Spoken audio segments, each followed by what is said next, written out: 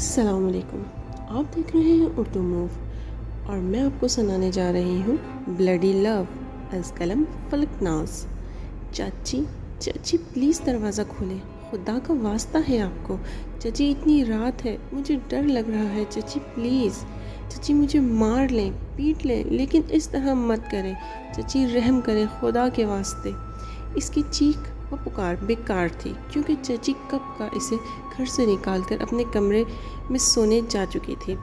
اس کی صدائیں گلی میں گونج رہی تھی. وہ دروازے سے پشت لگا کر دہلیز پر بیٹھ کر گھٹنوں میں منہ دے کر سسکنے لگی. میاؤں میاؤں. اس نے چونک کر اپنا سر گھٹنوں سے اٹھایا. یہ تو کسی بلی کی آواز ہے. بلی کی آواز بہت کمزور تھی. شاید بلی بھوکی تھی یا زخمی تھی. بلی کو سوچتے ہوئے وہ اپنا غم بھول گئی. تھوڑا بہت ڈھونڈنے کے بعد اسے ایک بڑا سا سیاہ بلّا ایک درخت کے قریب بیٹھا نظر آیا. بلّا اتنا بڑا تھا اور اوپر سے بالکل سیاہ بھی. مدد کا خیال بھول کر وہ ڈر کے پیچھے ہو گئی، لیکن اچانک اس کی کالی آنکھیں بلّے کی چمکتی آنکھوں سے ملی تو وہ چونک گئی. اسے یوں لگا جیسے بلّا اس سے مدد چاہتا ہو.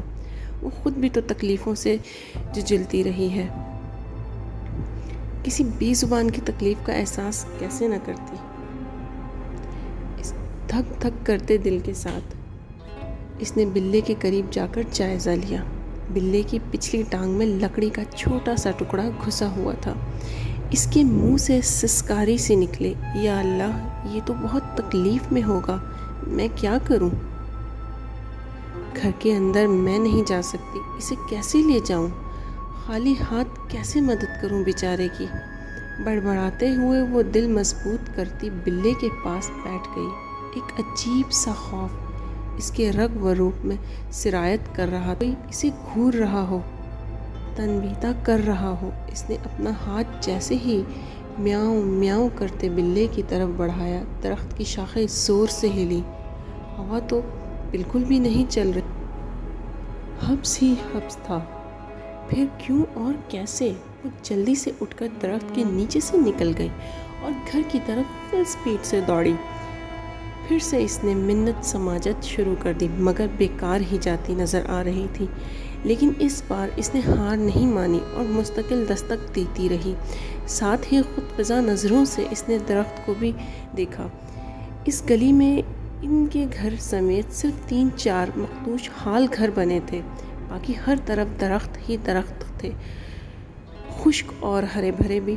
یہاں ہر وقت کا عالم رہتا، لیکن رات کے اس پہر دہشت بے حساب تھی.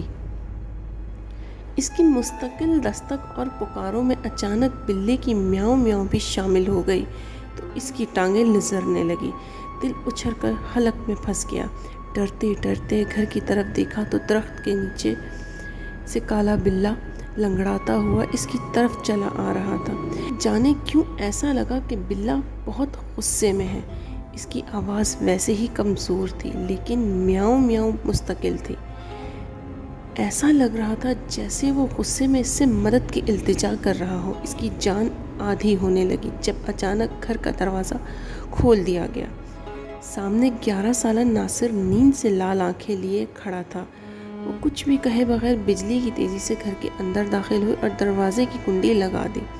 ناصر کے حیرت سے دیکھنے پر کچھ نہیں کا تاثر دے کے اسے ساتھ لیے صحن سے عبور کر کے کمرے میں گھس گئی. ابھی کیا ہوا؟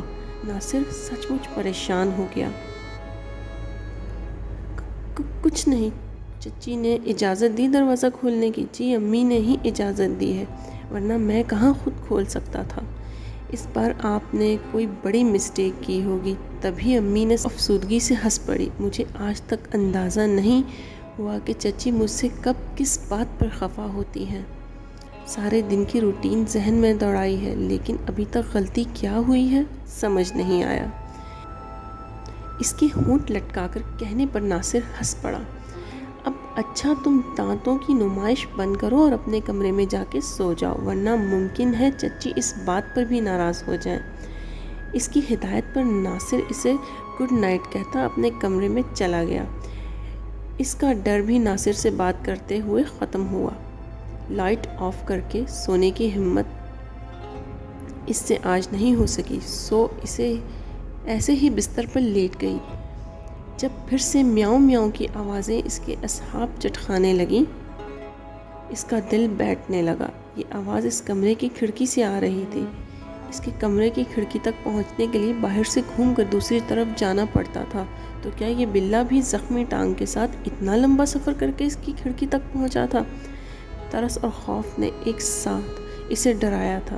وہ اٹھ کر کھڑکی تک گئی اور جب پردہ ہٹایا تو سامنے ہی وہ بلّا اپنی سرخ چمکتی ہوئی آنکھیں کھڑکی پہ گاڑے کھڑا تھا۔ دہشت زدہ ہو کر اس نے پھٹ سے کھڑکی بند کرنی چاہی، لیکن جب اس بلے نے بہت آس سے ہلکا سا میاؤں کہا تو وہ لاچارگی سے اس بلے کی طرف دیکھنے لگی۔ ایک بے زبان جانور مستقل اس سے مدد کی درخواست کر رہا تھا، وہ کیسے ترس نہ کھاتی؟ جالی میں سے ہاتھ نکال کر اس نے بمشکل اس بھاری بھرکم بلے کو کمر سے اندر کھینچا۔ اس کے ہاتھ کے جوڑ تکلیف کرنے لگے۔ اتنا بھاری بلّا! کیا سارے ہی بلے اتنے بھاری ہوتے ہیں؟ اس نے حیرت سے اس بلے کو دیکھتے ہوئے سوچا، پھر ساری سوچیں جھٹک کر اس نے ٹانگ کا معائنہ کیا۔ نہ جانے کیوں اسے ایسا لگ رہا تھا جیسے بلے کی ٹانگ میں وہ لکڑی کا ٹکڑا کسی نے پھنسایا ہو۔ خود سے ہلکا سا لکڑی کا ٹکڑا اس طرح آر پار نہیں ہو سکتا۔ ایک بار پھر اس کے دل میں خوف نے انگڑائی لی،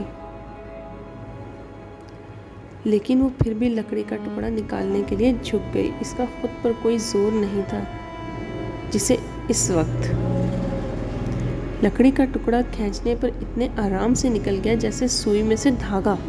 ایک بار پھر ٹھٹکی اور ایک بار پھر جیسے کسی نے اس کی سوچوں پر بند لکڑی کا ٹکڑا کھڑکی سے باہر پھینک کر وہ بلے کی طرف پلٹی۔ تمہیں بھوک لگی ہے؟ اس کی آواز سرگوشی سے زیادہ نہ تھی۔ بلے نے جواب میں کوئی آواز نہ نکالی اور سر اٹھائے یک ٹک اس کی آنکھوں میں گھور رہا تھا۔ بے ساختہ جھرجھری لے کر وہ پیچھے ہوئی اور پھر آہستہ آواز میں بولی، پلیز آواز مت نکالنا، میری چچی تمہارے ساتھ ساتھ میرا بھی قیمہ بنا دیں گی۔ میں دیکھتی ہوں کچن میں شاید کچھ پڑا ہو کھانے پینے کے لیے، امید تو نہیں ہے ویسے۔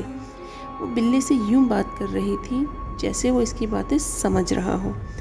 تنہا رہنے والوں کو اکثر خود سے یا بے زبانوں سے بات کرنے کا شوق ہو جاتا ہے۔ ابھی یہ شوق لاحق تھا۔ کچن میں جا کر اس نے دیکھا فریج اور کیبنٹ وغیرہ پر تالا لگا تھا۔ خوش قسمتی سے آج کھانے میں چکن قورمہ بنا تھا۔ چچڑی ہوئی ہڈیاں پلیٹ میں پڑی تھی۔ وہ کچھ اور نہ پا کر وہی ساری ہڈیاں ایک پلیٹ میں لے کر کمرے میں چلی آئی۔ بلا سکون سے اس کے بستر پر پھیل کر بیٹھا تھا۔ بلے کے شاہانہ انداز پر بھویں اچکائی اور وہ زمین پر بیٹھ گئی اور ہڈیوں فرش پہ ڈال دیں۔ شش بلے، کھا لو، اس کے سوا اور کچھ نہیں ہے، اسی پر صبر شکر کر لو۔ مجھے دیکھو، میں نے رات کا کھانا ہی نہیں کھایا۔ مجھ سے زیادہ بہتر حالات ہیں تمہارے۔ نخرے نہیں کرو، کھا لو کالو۔ ابے کھا لینا موٹو۔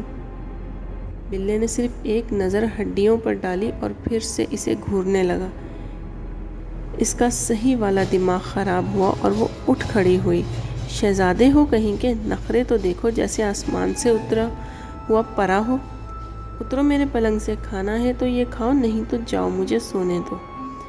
اسے جانے ایسا کیوں لگا جیسے بلّا مسکرایا ہو۔ سر جھٹک کر اس نے خود بلے کو نیچے اتارنا چاہا، لیکن بلّا پہلے سے دگنا بھاری ہو رہا تھا۔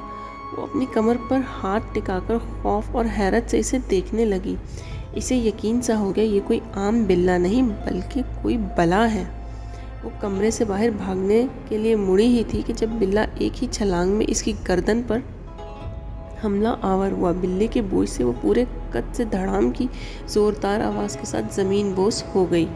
گرتے ہوئے سر ٹیبل کے کونے سے ٹکرایا، جس کی وجہ سے خون بہہ کر نکلنے لگا اور کچھ ہی دیر بعد اس نے ہوش گنوا دیے۔ جو آخری منظر اس کی آنکھوں نے دیکھا وہ یہ تھا کہ بلّا اپنی نوکیلی زبان سے اس کی پیشانی سے خون چاٹ رہا تھا۔ جب اس کی آنکھ کھلی تب پورے کمرے میں دن کا اجالا پھیلا ہوا تھا، جبکہ وہ وہیں زمین پہ پڑی تھی۔ تھوڑی دیر تک وہ غائب دماغی سے اپنا سر دباتی رہی، پھر دھیرے دھیرے اس کے ذہن میں کل رات والا منظر چلنے لگا۔ وہ جھٹکے سے اٹھ بیٹھی، اس کی دہشت سے پھٹی آنکھیں پورے کمرے میں چکراتی پھر رہی تھی۔ سر کی چوٹ تکلیف دے رہی تھی، جبکہ پورا جسم خون ضائع ہونے کی وجہ سے بے جان ہو رہا تھا۔ اس کی نظر گھڑی پر پڑی جہاں 8 بج رہے تھے، یقیناً صبح کے 8۔ لیکن اس کا دل بیٹھنے لگا۔ چچی جتنی بھی ظالم سہی، لیکن نمازی 5 وقت کی تھی۔ فجر کے وقت ہی ان کا شور شروع ہو جاتا تھا، کیونکہ وہ اپنے بچوں پر بھی نماز کے لیے سختی کرتی تھی۔ ان کی تیز آواز کا فائدہ اسے بھی ہوتا تھا اور وہ بھی فجر کے لیے اٹھ جایا کرتی۔ لیکن آج ایک تو رات کا دہشت ناک واقعہ، اس پر صبح کی یہ بوجھل خاموشی۔ وہ تیزی سے دھڑکتے دل پہ ہاتھ رکھے جب ادھر ادھر نظریں دوڑاتی چچی کے کمرے میں پہنچی تو وہاں کا منظر اسے ساخت کر گیا۔ تیز رفتاری سے دھڑکتا دل رک سا گیا، آنکھیں بڑی اور پتلیاں چھوٹی ہو گئی، دل پہ پڑا ہاتھ پہلو میں جا گرا۔